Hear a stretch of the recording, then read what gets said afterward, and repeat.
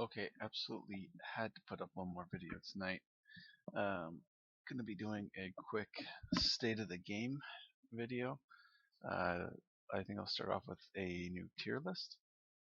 Gotta be a little bit quieter because everybody is asleep. But I'll start off with the tier list. Now, it's gonna be very different than some of the other ones. If somebody wants to compile it, go ahead. I won't be doing a Reddit post for this, so go right ahead. Um, For tier 1, it's going to be an extremely small list. Tier 2 and tier 3, we're not going to have any tier 4 or unplayed. Instead, I'm going to have a suggestion of heroes that, regardless of what tier they might fall in, they need to be redesigned. So I've taken them off the list and put them into a redesign. Also, other ones that need a buff, which heroes that do need to be buffed, really not that much. It's the ones that are really generally not played at all, just need complete redesigning in general. Like even heroes like Shark have their fans and occasionally their uses. Um, but I don't see anybody playing Electra for for the hero that you get right here, which used to be the end of the game, right when the original launch was out. That's pretty bad. Also, until Moon Island, again, last boss in the game, Azrael, definitely needs some crazy redesigning because people are really just using him for fun.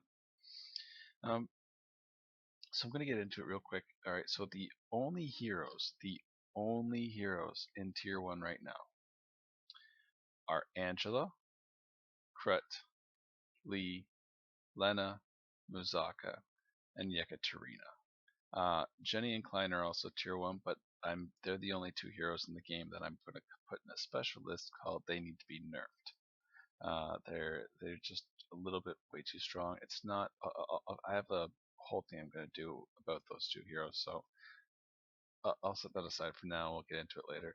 As for healing and tanking, the tier 1 spots go to still with Bearman, and Bell is definitely the best healer. So best absorption tank, aggro, obviously king of aggro. If this week's Battle of Honor hasn't proved it to anybody using them or watching already, Bearman is literally kind of well, I think that with the changes to the other heroes, he's basically the only hero you can use to really save yourself securely on offense from some of the really overpowered teams. And Bell is definitely the best healer in the game by far. There isn't even a contest there. So we can put those two in tier 1 also, though. I do want to keep them separate. That's for specifically for a tank and for a healer, not that Bell is going to be soloing the entire team or things like that. Tier 2. Now, the way that I want you to think about this, basically, if you take the heroes in tier 1, including Jenny and Klein, who obviously need to be nerfed right now, you can make a team out of any of those heroes, and there's no combination of heroes in tier 2 or tier 3 that is going to be a difficult team for you to ever beat under any circumstances. Um, but tier 2 heroes, I'd like to stress, are not bad heroes. There's going to be a lot of really good heroes in here that just are. They really just don't fit the state of the game as good as the tier 1 heroes, because the game's kind of shifting back towards the direction of there was this huge defense thing, and now it's like, well, these really top players are just sweeping my whole team and killing everything in one shot, and if I can manage to kill one, they get revived and then they kill me again. Ridiculousness. Um, but we're gonna go into that. Wrap off. Probably the top of tier 2. These are, again, are in no particular order, but Raboff's. I want to specifically mention him just because he's kind of really in need of one extra movement. if he was 4 movement, I'd probably just put him in tier 1. If he had 4 movement. Um, but that's really it. Like that disarm isn't fantastic, but a lot of the people running slot 1 heroes are running a slot 1 with like an Omni set or some way to cure disarm, and really disarm is its only thing. So it's not that disarm is bad. It's a 2-turn disarm. It's fantastic if it works, but it's just really kind of gimmicky in top tier. It doesn't really work out that well. And in lower tier, where people don't have all the sets to grant all the extra movement and things like that, then it's the exact opposite, where you could use a character like Lee, for example, and you can kite Raboff all day. Raboff can't close the gap for the range difference. So just different ways to look at it. Fantastic hero otherwise, though. Now I'm going to go on. Serendi, Sion, Sierra, Jenny, Jack, Moo, Tau, Unknown, Cleo, Jillian, Fruel, Dominique, Nox, Rascria, Rage, and Lance. I also had. I'll get to that later. I'm not going to mention the ones that need buffs or redesigns. Tier 3 heroes. Also, I am leaving Ian, Chris, Alfred, and Strack out, the basic heroes. I'm not going to be including them in any more lists unless Nexon decides to make them somehow better than all the recruitable heroes for reasons unexplained in a very long time. What would be cool if they had some kind of unlockable thing through the story that would unlock them, like a better version of them, so they could double their stats to make them even. Well, even then, no, that seems impractical because that would probably be easier than recruiting new ones. So anyway, I take that back. Let's just go to tier 3. We got Deb, we got Kai, we have Shark, Pony, Sonic, Kitty, Lily, and Lilith are going to be our tier 3 heroes. Now, the heroes that I think need a complete redesign, like they're just not really fitting into where things are right now. You might have some disagreements with a few of them. I think the heroes that need a direct, just a straight up buff in some way, shape, or form are Carrot, Momo, Alex, Dolores, and Jin.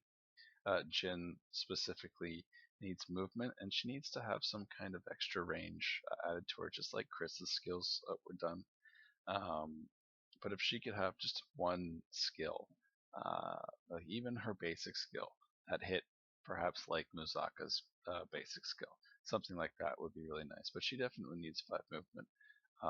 Carrot and Momo kind of have what the other hero doesn't have but needs.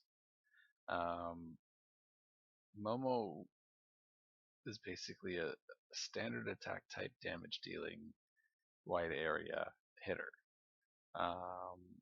with one of the largest hitboxes in the game.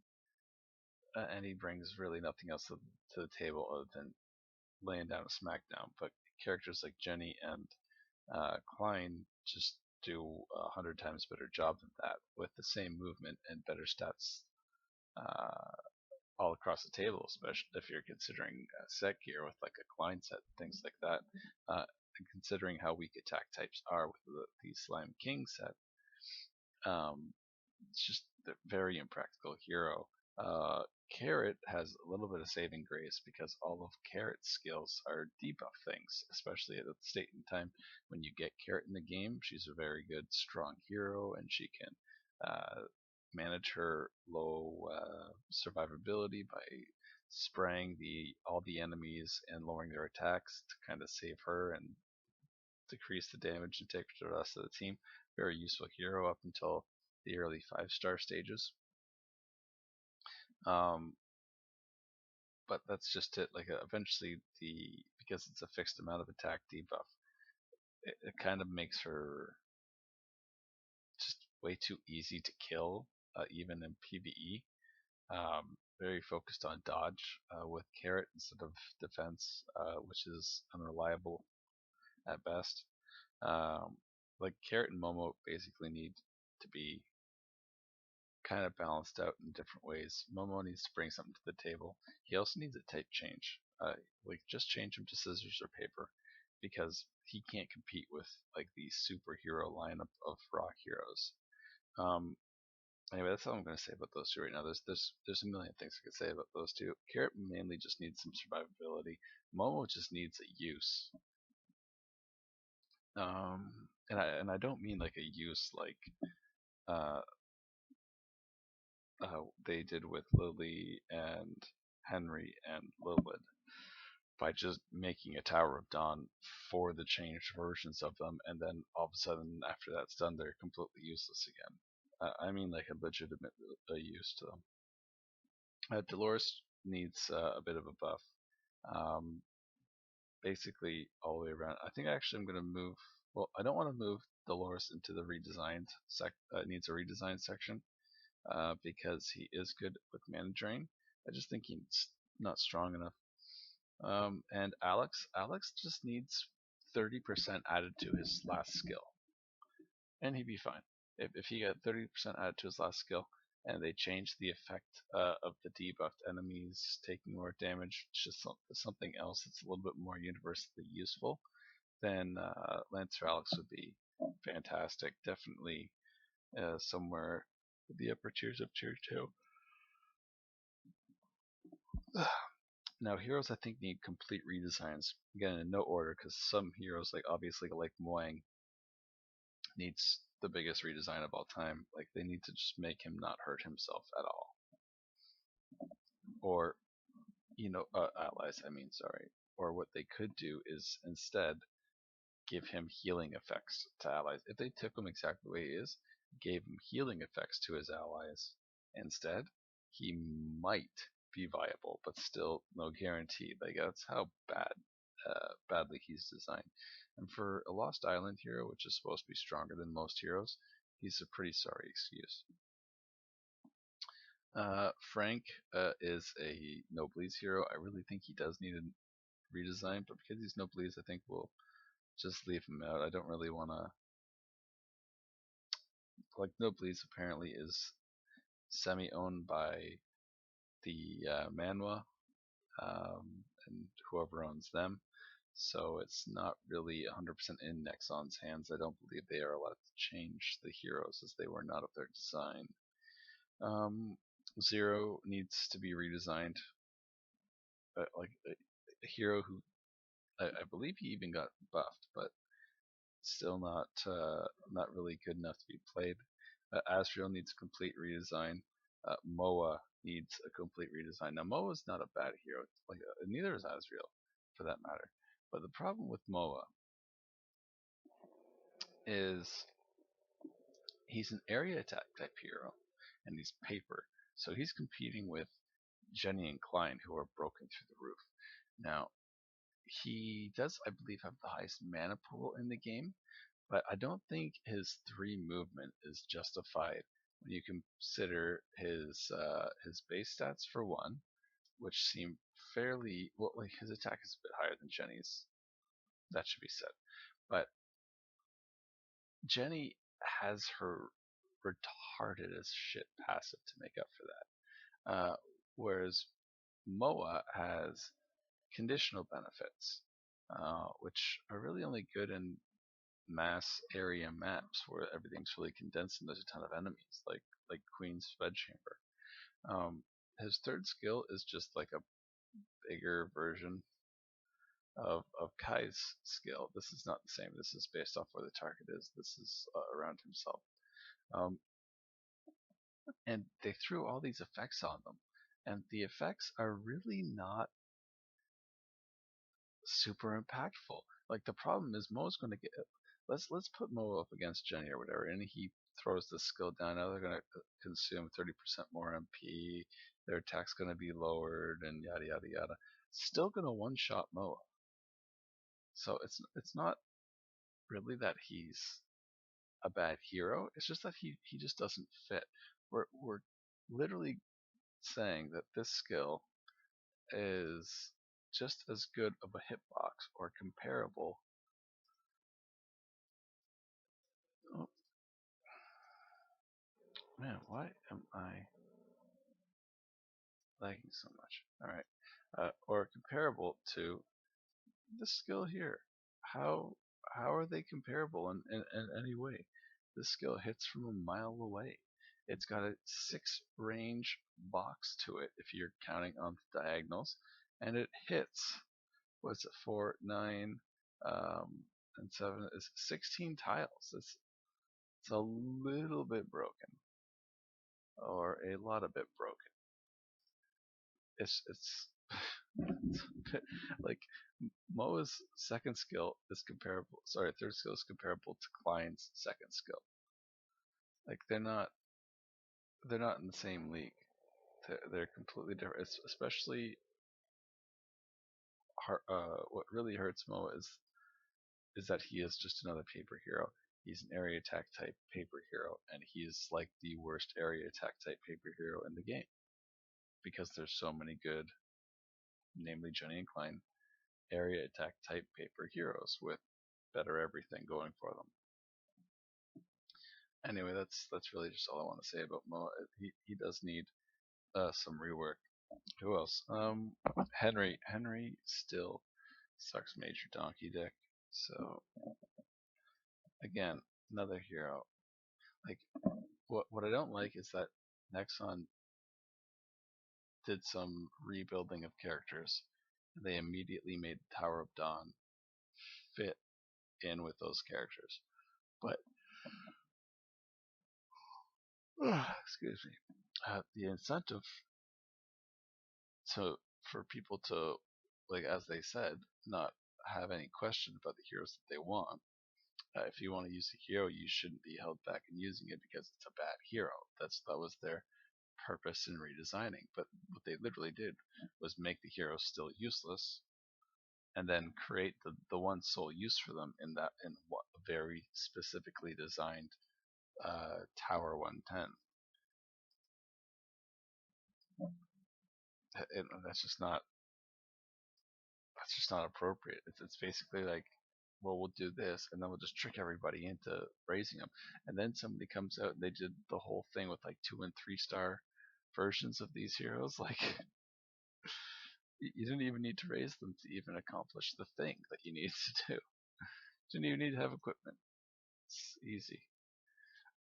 Anyway, Electra, and Asriel, like I mentioned before, Electra is just a dumb hero, a very underwhelming hero. That's all it is. Very underwhelming hero. Asriel, supposed to be some higher-ish being, but not quite a high human. Especially considering how big the high humans apparently are. They're retardedly ginormous. But Asriel is some kind of higher being, like at least according to the cutscene on recruitment. When Lord tries to mind control him, he's like, "Bitch, please, you can't do that shit to me." Anyways, also wondering where this hairline is in his character frame. Um, but he definitely needs some rework, and hopefully, like, you know, it would be nice actually changing him from a melee spear user to a magic lightning bolt casting mage. Then that way they could just completely redesign him into a like an attack version area type hero. Or maybe just switch him to area attack type instead of attack type so he can bypass the slime set, something like that. Anyway, just make him good. He's pretty badass hero, and I think I like his character, and he's cool, and I would just really appreciate it if I could actually play him and not feel ashamed of it. So those are the redesigns. Now, as for Jenny and Klein's buffs, now they are kind of living on cloud nine right now. The biggest problem with Jenny and Clyde, excuse me, is their potential for damage. It's it's not just that it's absurdly high. for the various reasons and their limit breaking passives.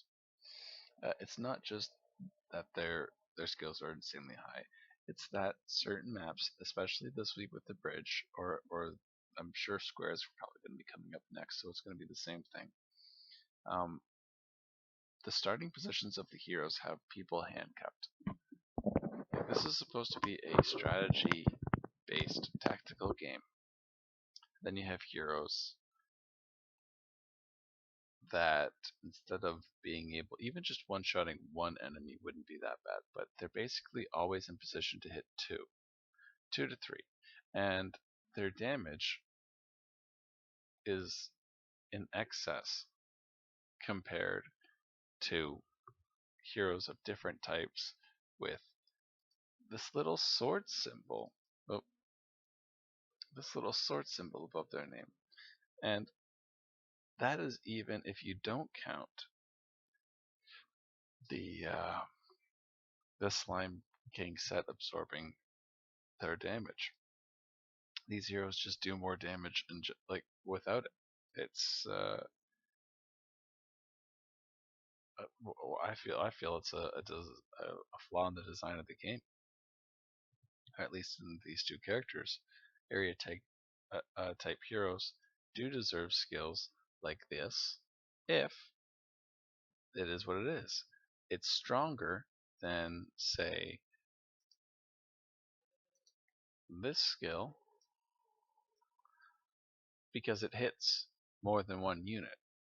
But when it's stronger than this skill against hitting all the units, where this one only hits one, we're losing the like basically the idea of the design of the character. You know, a character like this was designed with this lower percentage modifier, but split it up over this wide area, hitting who knows how many enemies. It would do generally a heck of a lot more damage. It should be more efficient. That should be the thing. It shouldn't be the end all. Oh, I just hit them with Jenny and they die, or oh, Klein comes back with the APB set and he just does infinity damage and he has got 100% crit rate, 200% crit rate even. That shouldn't be the state of the game, but here we are. Now, what's also messed up, other than the damage, is the range of these skills. This 6 range box, if they had a hitbox something like just like this, where it was a 2x2 box to hit, then literally all of the broken positionings on the bridge map would not be a problem. There wouldn't be any. They'd all be gone. They could even keep the same hitbox. But the problem is right now is you start out the battle against a team running Jenny Klein. You start out in check because where you're standing, they're going to hit 2 of you and likely kill at least one, if not both. I am talking top tier here, so we're talking about the limits of heroes, not just their overall stats in general with no set items. We're talking set items here. So because they have all those, literally you hit auto and the AI does it itself every time. Like you don't even need to play your matches at a top level because that's just how easy and linear it is. And now if it is the auto mechanism, the decision that like if you pressed auto and the decision that you would have made was the exact same thing, it's literally all the time with these characters on these maps, then defense automatically becomes controlled offense because it's doing the same thing. Now that's a bit of an exaggeration in the sense, but on the bridge map, I was running, for example, Jenny Klein, Jenny slot 1, Klein slot 2. I do think that's a little bit stronger than Jenny slot 2, Klein slot 3, but there's really good arguments for both sides. But Jenny slot 1 kills like let's say they'll go first. Their first character moves up attacks by tank. My Jenny goes one shots their slot 3, slot 4. Their second slot comes up, hits my third. My Klein goes and hits their slot 2, slot 1. 2 turns. The obvious decision made both times. The auto AI decision made both times, and I just won. Not fair. It's just isn't. Your whole team hasn't even had a chance to go, and you lost two party members per shot. Now, could everybody have arrogant pureblood sets? No. They need to introduce a set with the revival effect, but they need to change the revival effect of the arrogant pureblood, because what that does is just really activate the shit out of Berserk. And if if Klein is able to go down or whatever, and his revival brings him back, it still keeps Jenny's passive active at the same time.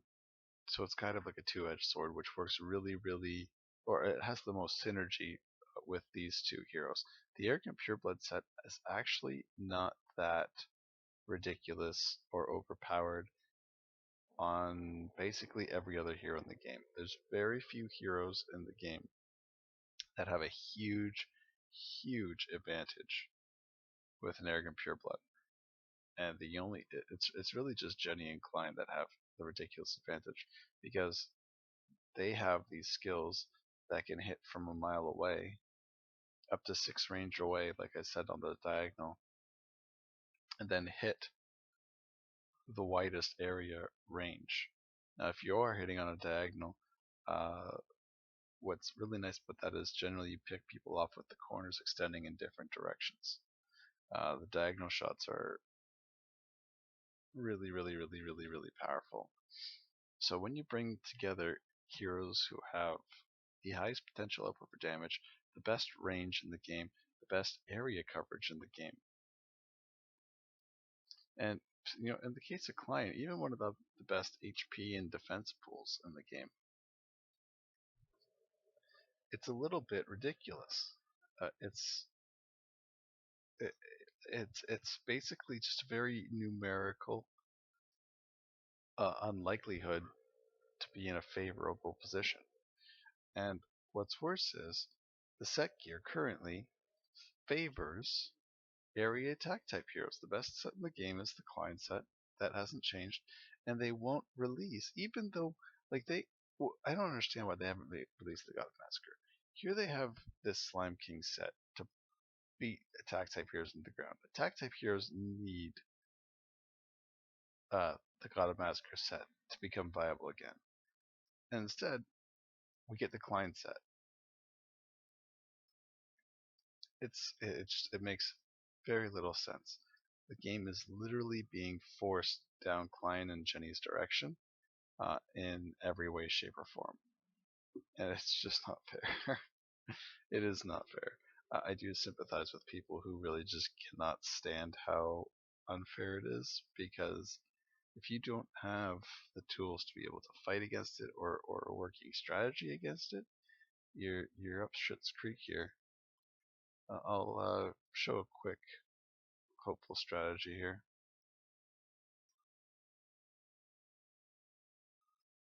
Yeah, they're probably not allowed to change none of these items because of the licensing issue.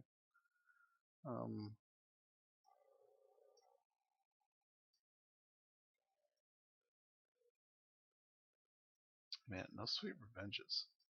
Maybe I can reset and get Lord again. Blind Shooter's not. Well, those guys are kind of tempting too. What's things at right now? Alright, well, I want to fight either Adios, Swabcoat, Grimsleep, Blue Sapphire, or Lord here, so hopefully I can get one of those. Adios, sweet. Alright, so we're going to go against Adios here. Help me. Heroes were actually in the right order.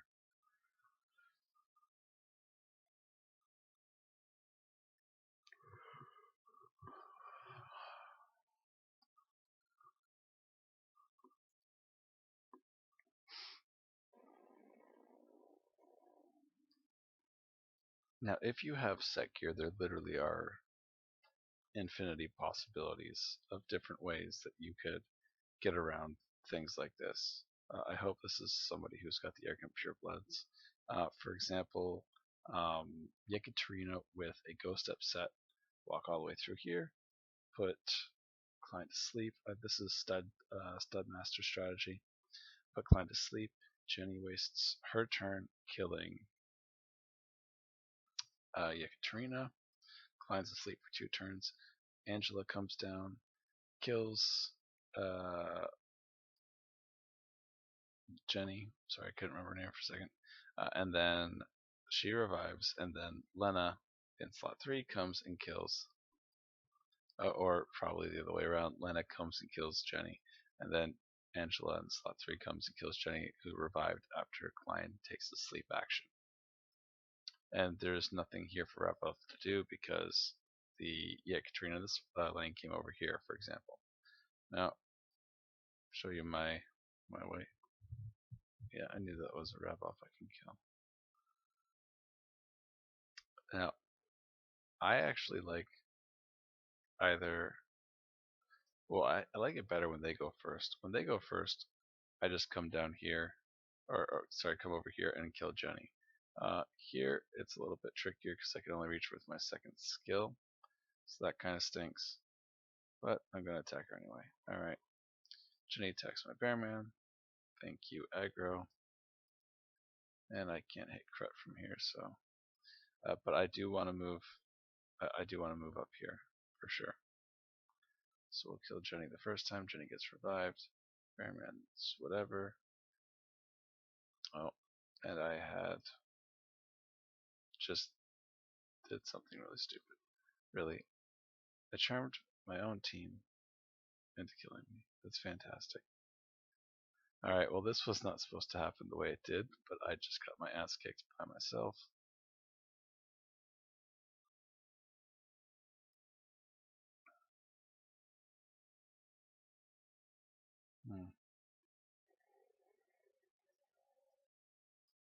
Is there a way out of this?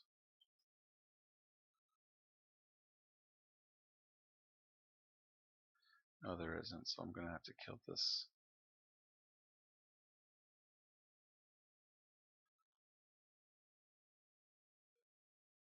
Oh, okay, so there's a way out. Alright. Oh wow, I thought I would have killed Crut there.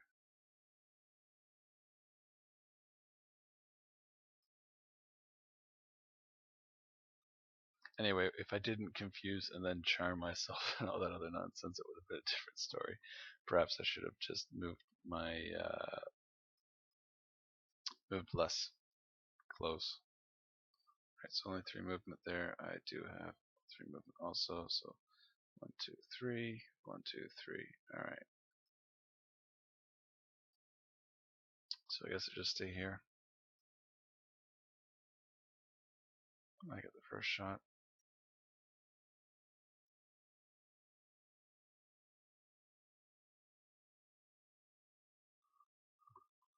Alright, so that almost went poorly. um, but yeah, like there's different ways to avoid it. Like generally, my idea is if I can get Klein to attack me before he's super buffed up, then I'll usually survive. It looks like I need to get confusion immunity. Wait, you know what? I gotta check my Angela's immunities. I think she actually had a couple.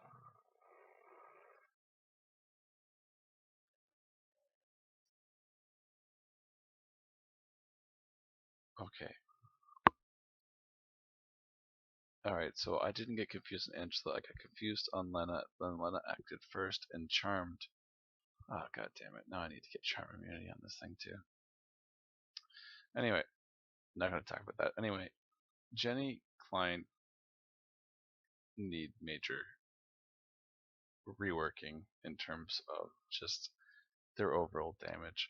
Their passives are on like their passives live in some unknown world that is not fantasy war tactics because they are completely out of sync with every other hero's passive in the game. These are broken effects that make effects like this absolutely stupid. You know what? Just take away when Jenny's HP is 100%. Just increase Jenny's attack by 23%. Still not as good. Just still not as good. Not even close. so, so why?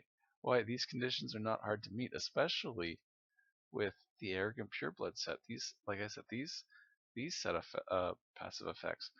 Uh, again, like I was mentioning before, these two heroes have the most synergy with the Arrogant Pureblood set and the Klein set. It's just like set equipment in general favors Jenny and Klein.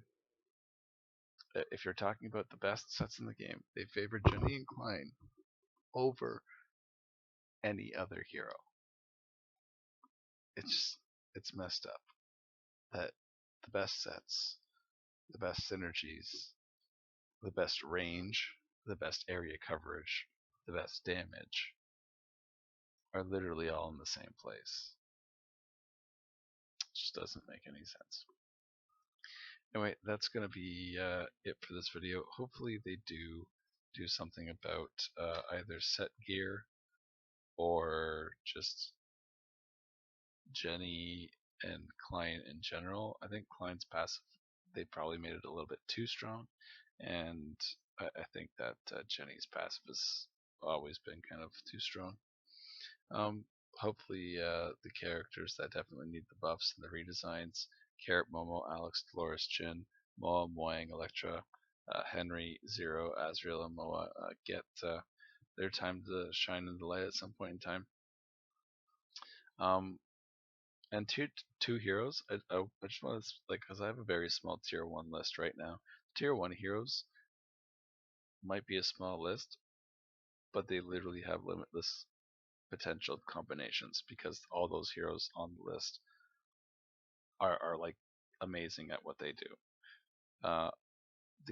Actually the worst hero on the list is probably Lee for tier 1 because of the Slime King set. But it's just because of the Slime King set, not because Lee's a bad hero. I still plan to re-gear my Lee up for next month's Tower of Dawn, for example. The tier 2 heroes, you can make 100 winning combinations with them too. It's just the tier 1 heroes are a little bit better. They got a bit of an extra edge on them. That's all. But there's, like, you could have a team of, let's say, Serendi, Syrah, Cleo, and who else is good on this? And Dominique. Or maybe I should put a tank. Let's put Jack as the tank. Let's put Dom as the lead attacker. Let's throw Syrah for pay to win extra attack there. And we need a little bit more utility defense. Like, how about a kind of a defense oriented buff Cleo to give everybody the sweet ass crit damage, crit rate that they need, sorry. And then bring some extra utility to your team at the same time. Like, you can make a great team with tier 2 heroes. It's just that tier 1 heroes are stronger. It's not so much stronger. It's mind blowing unless you're talking about Jenny and Klein. Anyway, that's going to be it for this video. Another thing I want to say is that the one map PvP rotation is the worst idea in the game. It sounded great in theory that you can have more focused teams for very specific things, but it's really only, again, it's for Jenny and Klein more specifically than any other hero because they do have the most overpowered hitbox in the game. It's really just made exploiting them more refined. It hasn't really made the game more refined, and it's kind of closed up the potential for teams and really good strategies because they shut down 99% of them, just the way that they are. So hopefully we can get back to the way that we were before, because even though it's a little bit unlucky that maybe I rolled the ice map 11 times and somebody rolled the square map 11 times and they were able to get a few points ahead of me at the end of the week, it's not as bad as just having really, really stupid matchups all the time. Alright, hope you guys enjoyed.